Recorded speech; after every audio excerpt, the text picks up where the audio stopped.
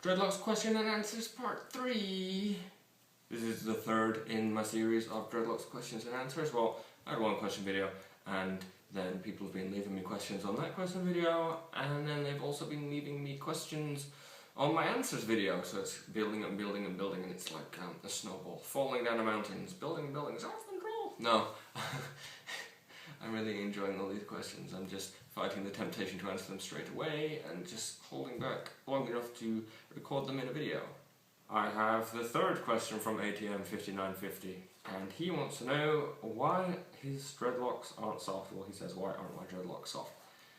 I have absolutely no idea why your particular set of dreadlocks aren't soft. There are a lot of variables which sort of decide whether the dreadlocks are going to be soft or not. If you have naturally soft, fine hair, then your dreadlocks will be softer. If you have thick, coarse, rough hair, then your dreadlocks will be rougher. And then with that, it's not so much the dreadlocks are rough, it's the hair that the dreadlocks are made out of, the kind of rough. And I've answered similar questions, and what I'm going to advise to you do is to do the soak, the super soak, because that is slightly conditioning, but it's not as sort of heavy duty as using bottle conditioner and sort of softening the dreadlocks. Has oils in there that makes the dreadlocks all soft and bendy and nice, and that is about as much conditioning as you're really going to want to do. Dreadlocks are going to be rougher than normal hair because they're like ropes. Some are rougher than others depending on what you wash them with and your hair type and things like that. But try the soak and we can move forward from there. Next question is from brianpremo. Brianpremo says, okay, so nothing in this life is 100% perfect. Since you've had dreads for so long, I was wondering what, in your personal experience, would you say are the less desirable things about having dreadlocks? Ooh, there are lots of undesirable things about having dreadlocks. If dreadlocks were all full of fun, happy, desirable things, then everyone would have them. What I don't like about dreadlocks, they often don't want to play ball.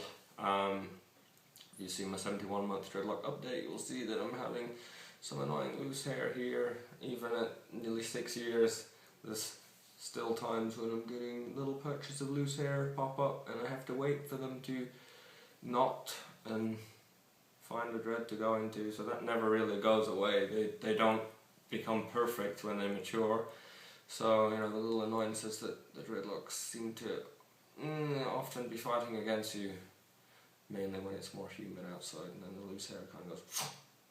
So there's that, there's all the negative stereotypes that go along with the dreadlocks.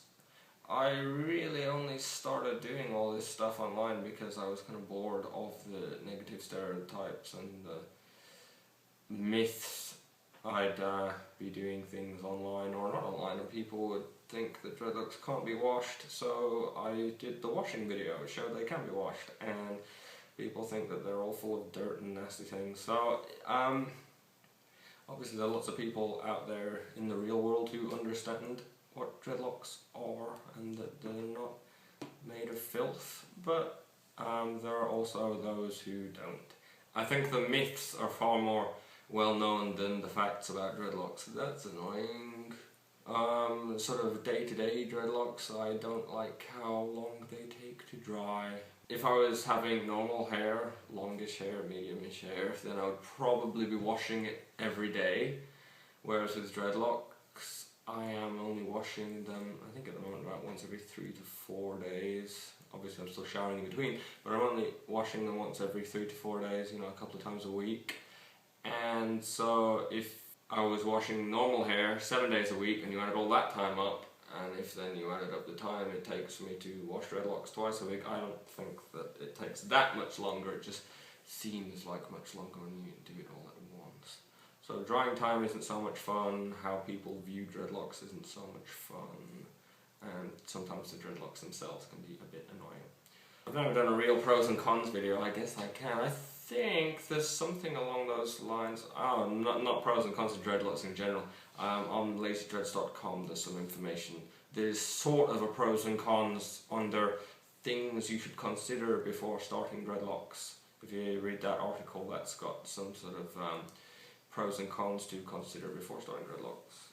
Hydroviolet question is, Hydroviolet says, I have a question.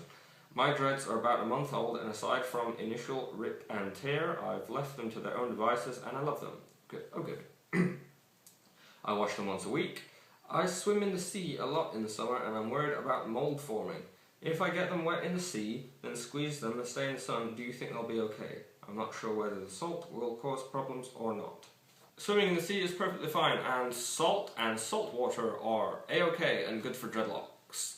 The salt water dries the hair out, it makes it a little bit more rough, a little bit more coarse, and it will make the loose hairs want to lock up a little bit more easily.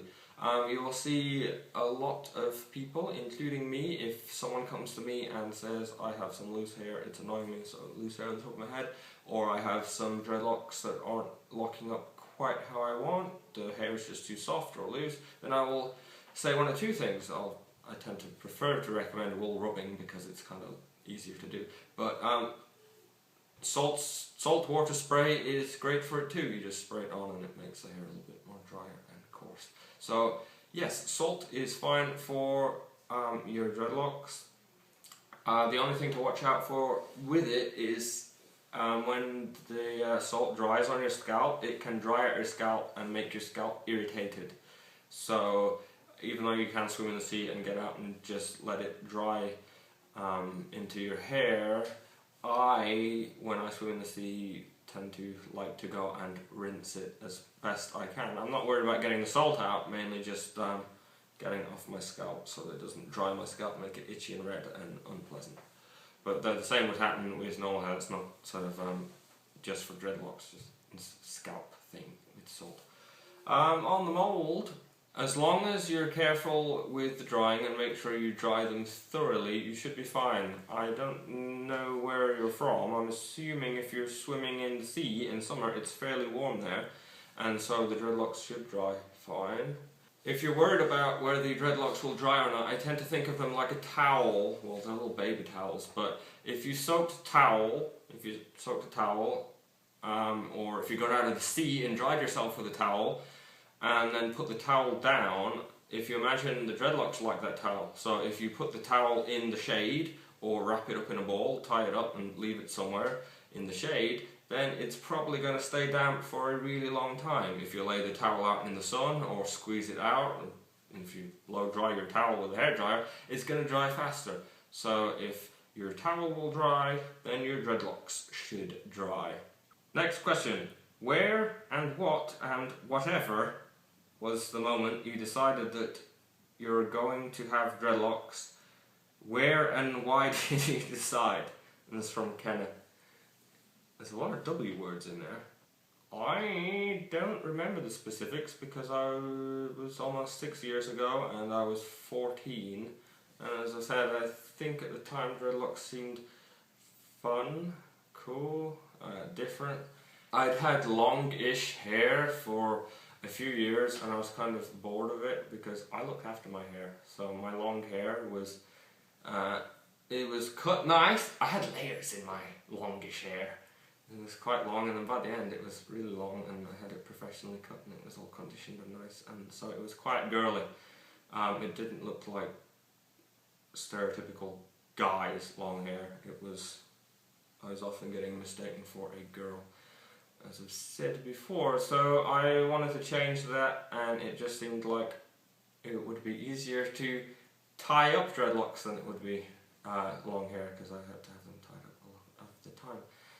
When I was 14, I got my dreadlocks just before I turned 15, and when I was 14 I went on vacation to Poland, and there were lots of people in Poland with dreadlocks, and I thought they were really cool. I was already thinking about dreadlocks before, but I found there were lots of cool looking people with them in Poland when I was there, and yeah, I decided that when I came back that was definitely what I was wanting to do with my hair. So I don't remember the specifics of what went through my 14-year-old mind, as I don't really think I have much in common with the 14-year-old me.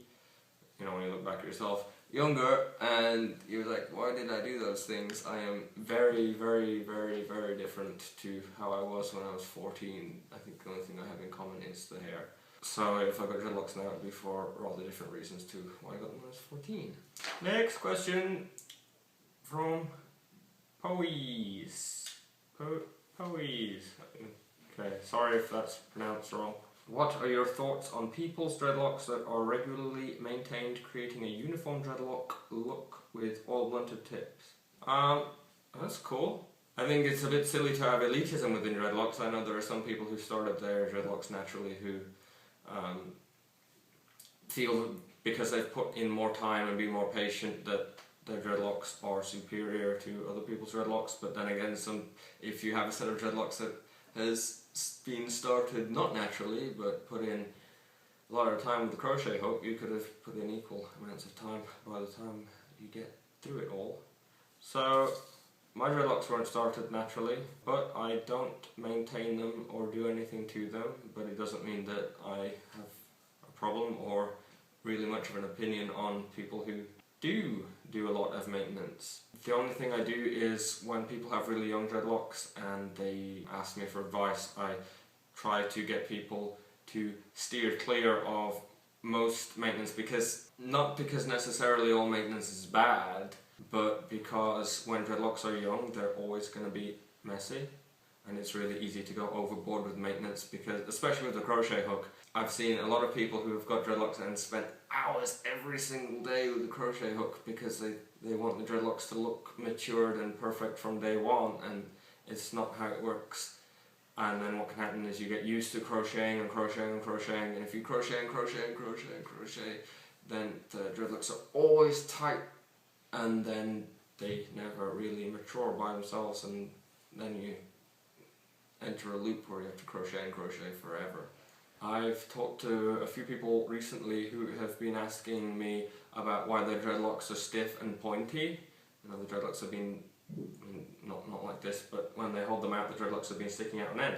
And the first thing I ask is, have you been crocheting the dreadlocks? And generally, when the dreadlocks are really stiff and pointy and sticking up on end, the answer to that question is yes. And they stick up and point on end because they are crocheted so tight that the dreads are just stiff and locked together, and the dreadlocks look all felted. Although I don't have an opinion or preference, I'm not going to go, hey, your dreadlocks look blah blah blah.